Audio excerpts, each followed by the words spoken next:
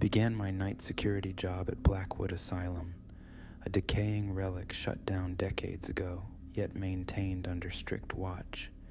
The corridors reeked of mildew, and every creak of the ancient floorboards sent shivers down my spine. On my first night, I was assigned to patrol near room 14, a cell infamous for its tragic history. The dim emergency lights cast long, jittery shadows along peeling walls that whispered secrets of past torments. At roughly 2:15 a.m., as I passed the barred door of room 14, I distinctly heard a soft shuffling sound that made my heart pound. I halted, gripping my flashlight so tightly my knuckles turned white. The door, though firmly shut, seemed to conceal movement within. I leaned in and caught a glimpse, a slight twitch in the darkness that vanished as quickly as it appeared. I muttered, "Hello?" but received no reply except a low hum that vibrated through the stale air. Later, during my second round, a faint whisper emerged from behind that door. "Let me out." The words, barely audible yet laden with desperation, froze me in place. Recalling that room 14 had once been the cell of a man named Victor Hale, who died under mysterious circumstances, I felt an unearthly chill. Mustering my courage, I peered through the small window set high in the door. For an instant, I saw two pale, desperate eyes fixated on me. They shimmered with a sorrow that spoke of endless torment before vanishing into darkness. Just as I was about to turn away, a loud bang rattled the metal door. My breath caught in my throat. The security footage later revealed something even worse. My flashlight beam had briefly illuminated a shadowy figure standing behind me, watching over my shoulder. I fled the corridor, my pulse thundering in my ears. The next morning, I learned from old patient records that Victor had been a troubled soul who ended his life in that very room. Although no one believed my account, I have never forgotten the pleading gaze of those eyes. Room 14 now stands as a silent testament to a tortured past, its secrets forever etched into my memory. Every time I pass by, I can almost hear the echo of a voice begging to be freed, a ghostly reminder that some shadows never fade.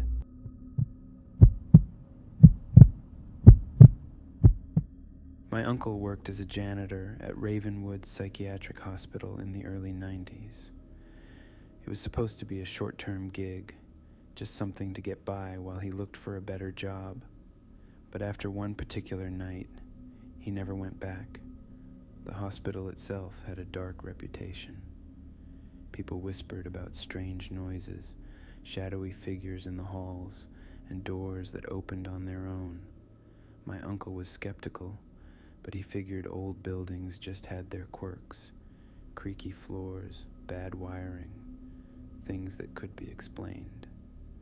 That is, until he started hearing about the third floor.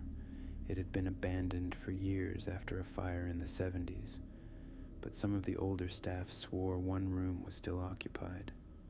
Nurses refused to go up there alone. Even the senior staff avoided it.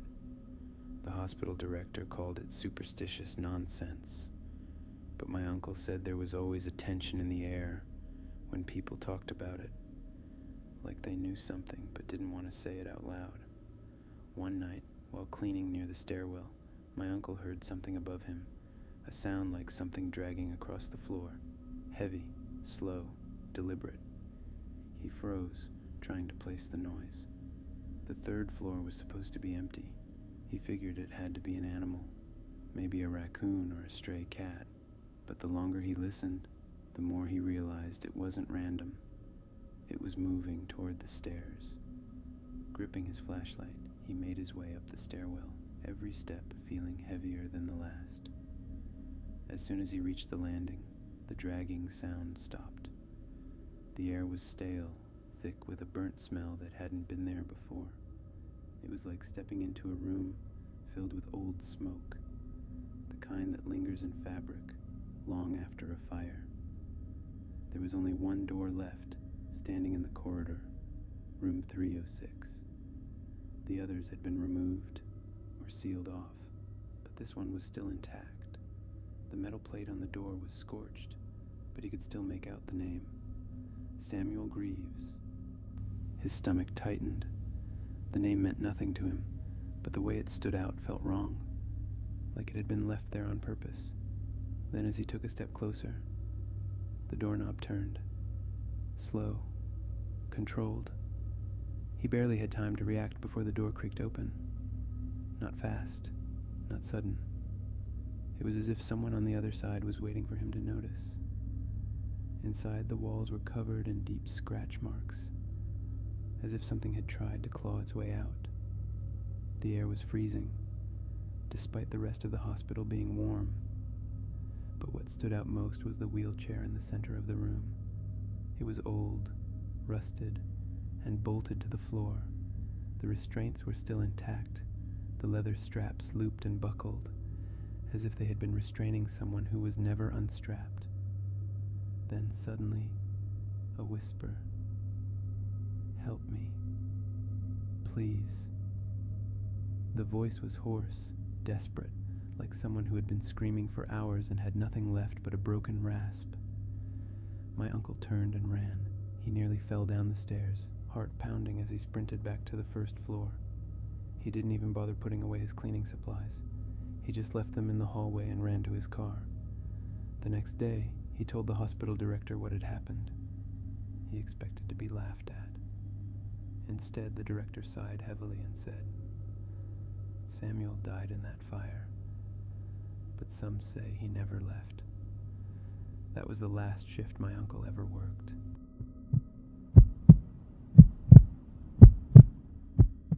I once worked maintenance at Blackwood Asylum, a facility turned storage site for forgotten records and relics of a tortured past. One scorching summer night, I was dispatched to fix a leaking pipe in the basement, a labyrinth of dark, claustrophobic corridors and musty storage rooms.